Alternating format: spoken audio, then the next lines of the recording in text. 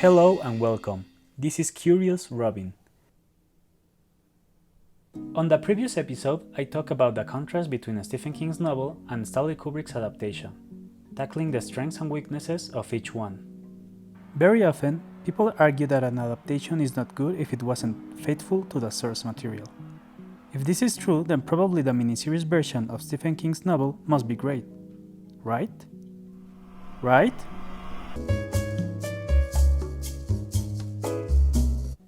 The Shining, consisting of 3 90-minute-long episodes, premiered on ABC in 1997.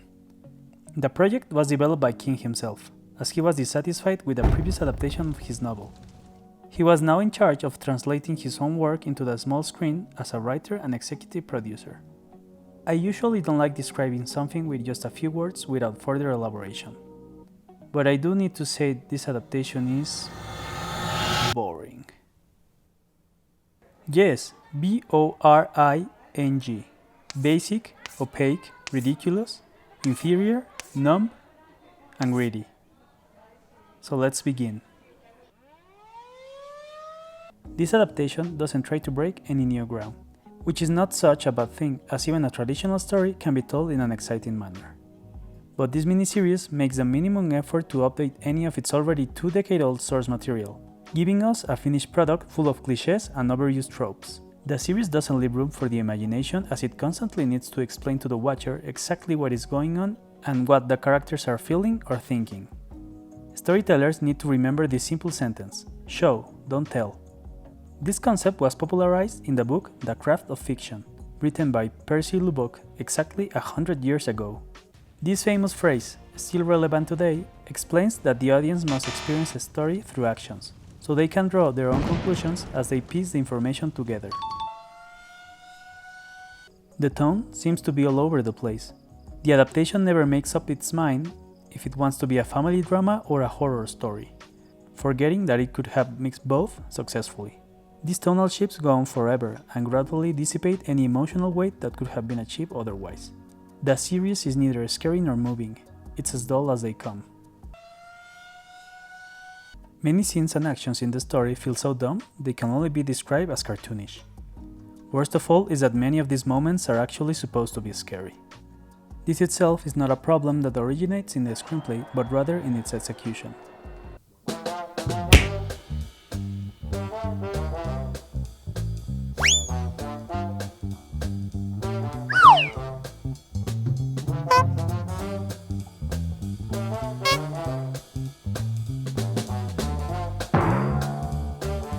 The absurdity doesn't end here because, as in many of his works, King has tried to make objects coming back to life scary, and this story is no exception.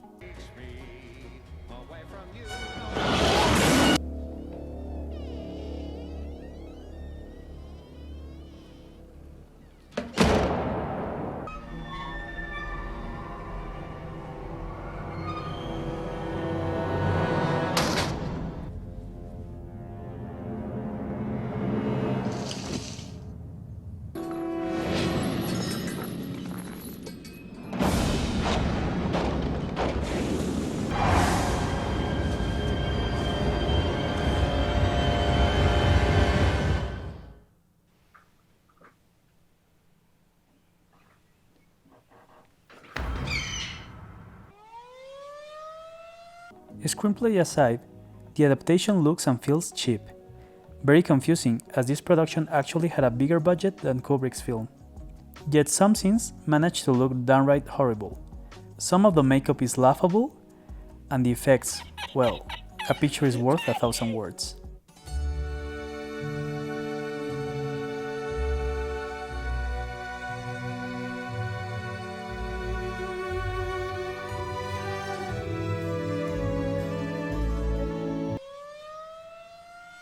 I usually don't like making fun of actors, since I believe standing in front of a camera to perform takes a lot of bravery. But the acting in this production does not help the storytelling at all. The range, as the tone, is all over the place, shifting from emotionless to all the emotions. Absolutely not. Hey, I'm very excited. And I'm furious. I can tell. Why are you so angry? They spelled my name wrong. Oh, your name is Mark? It is. Oh, hi, Mark. Its biggest flaw: the aspect that doomed this adaptation.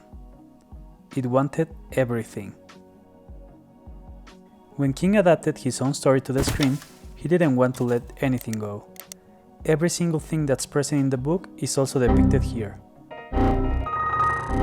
There was no adaptation process at all. The 447 pages novel was turned into a 273 minutes recreation of the same story. There was no room for creativity or interpretation, leaving no opening for improvement. All this being said, there is actually one thing I like about this adaptation. Jack's character in this series is actually well developed. The interpretation may be a mixed bag, but the character itself is very well written and surprisingly includes a complete arc that incorporates the main themes of the novel of forgiveness and the destructive nature of alcoholism. His character even redeems himself by the end of the story when he helps destroy the Overlook. The emotional impact of all of this may be lost due to the lacking final product, but I couldn't help but notice that I really like this version of Jack Torrance.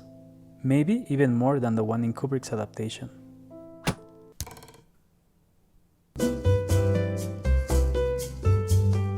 This case is a clear example that adapting a work of fiction into a screenplay is more than just copying everything the source material includes.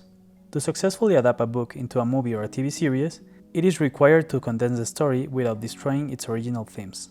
The book's frame must evolve into the structure of visual storytelling, as both mediums have different limitations. And finally, feel free to make the changes you deem necessary to help the story. Some of the best adaptations in history have done this with great results.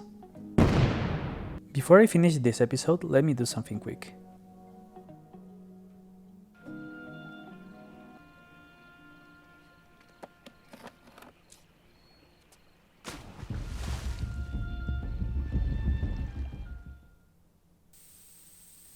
It's done. It's over now.